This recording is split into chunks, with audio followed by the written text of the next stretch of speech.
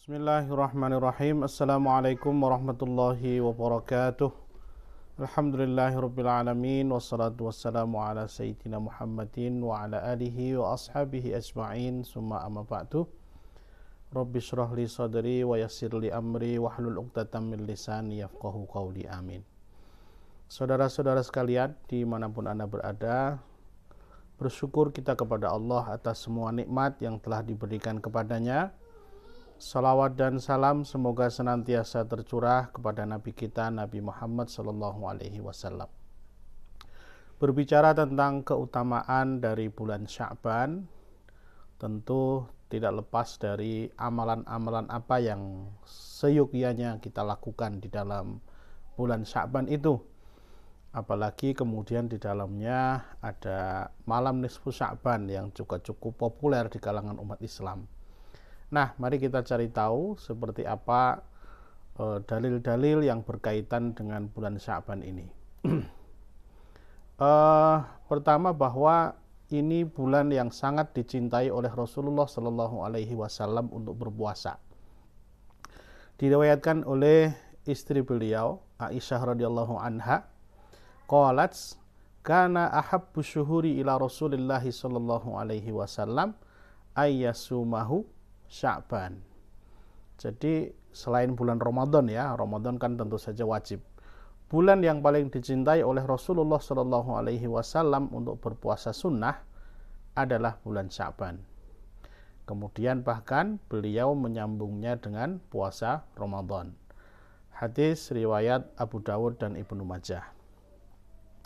Jadi jelas ini kalau mau mencari amalan apa yang seharusnya pantas untuk dilakukan di bulan Sya'ban, sangat mulia dan sangat utama. Nah, ini ketemu langsung jawabannya. Perbanyak saja berpuasa di bulan Sya'ban, dan itu jelas Rasulullah SAW dahulu mencontohkannya berpuasa sebulan penuh, bahkan menyambungnya kemudian dengan bulan suci Ramadan. Kemudian yang kedua, dalam hadis yang lain juga disebutkan bahwa bulan Ramadan, bulan Sya'ban ini adalah bulan di mana amalan-amalan manusia diangkat. Jadi sahabat Usamah bin Zaid pernah bertanya kepada beliau, ya, kenapa beliau tidak pernah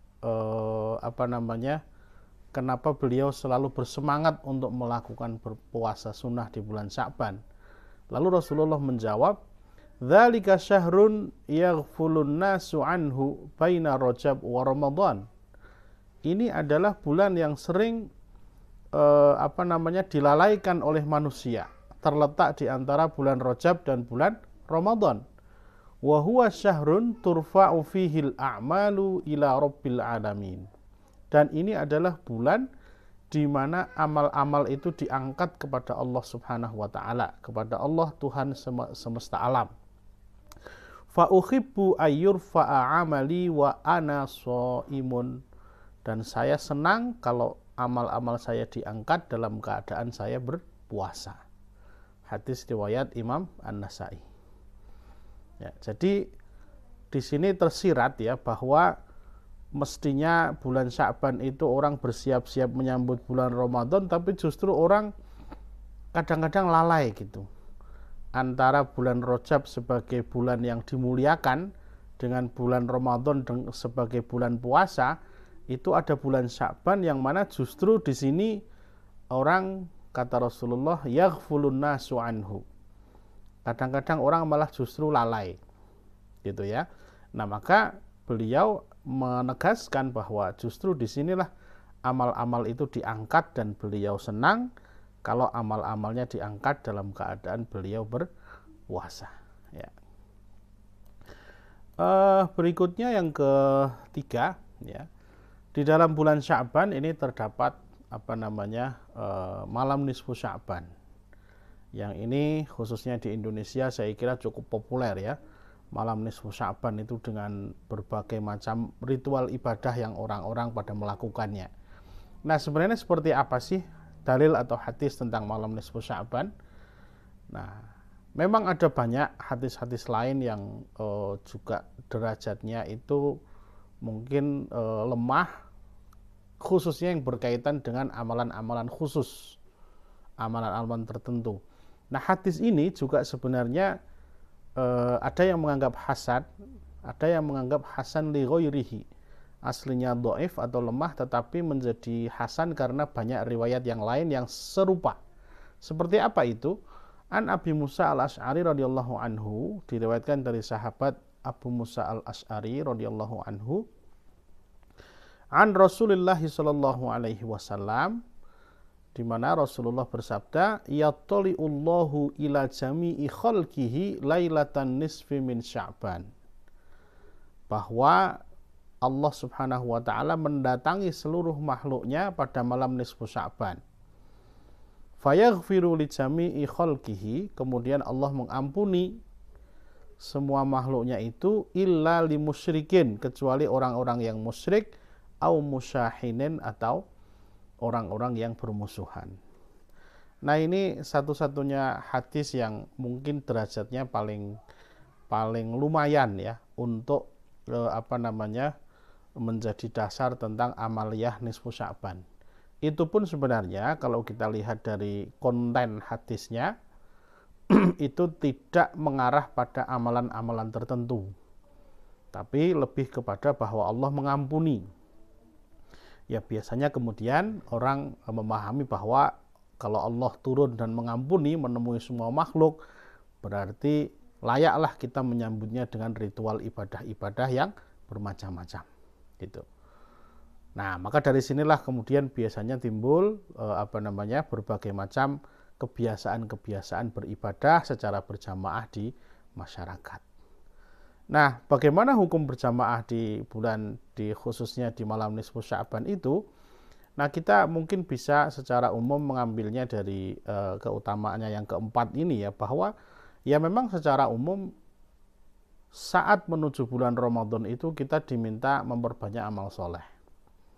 Ya, jadi bahkan sejak bulan Rajab ya, itu sudah mestinya mulai menanam benih-benih kesalehan gitu ya.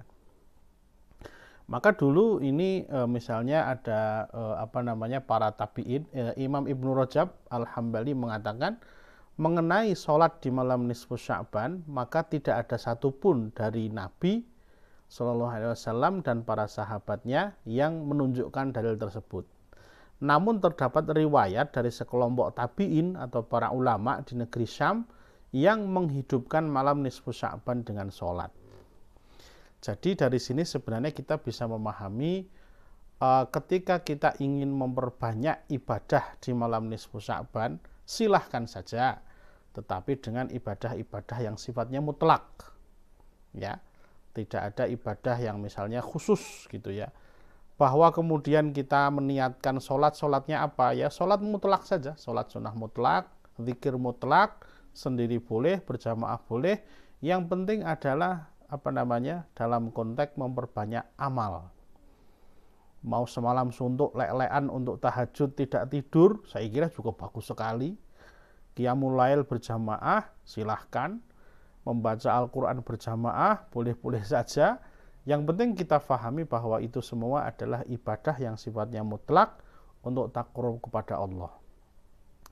Nah, kalau mau lebih bagus lagi, jangan hanya di malam nisfu Sya'ban, silahkan saja diperbanyak di malam-malam yang lain juga, sehingga nanti ketika bulan Ramadan itu kita sudah terbiasa dengan amal-amal soleh. Nah, maka di bawah ini Imam Abu Bakar Al-Balkhi berkata ya, Syahrul Rajab syahrul zar'i, bulan Rajab itu bulan menanam, wa syahrul Sya'ban syahrul saqi zar'i, bulan Sya'ban ini saatnya menyirami tanaman, wa syahrul Ramadan syahrul khisatiz zar'i, dan nanti bulan Ramadan itu saatnya menuai buah ketaatan itu. Nah, mudah-mudahan Allah Subhanahu wa taala memberikan taufik kepada kita semua untuk memperbanyak amal-amal ibadah kita di bulan Sya'ban ini, sehingga nanti ketika bulan Ramadan kita sudah terbiasa untuk menjalankan ketaatan-ketaatan kepada Allah. Allahumma barik lana fi Rajab wa Sya'ban wa ballighna Ramadan. Terima kasih, mudah-mudahan bermanfaat. Assalamualaikum warahmatullahi wabarakatuh.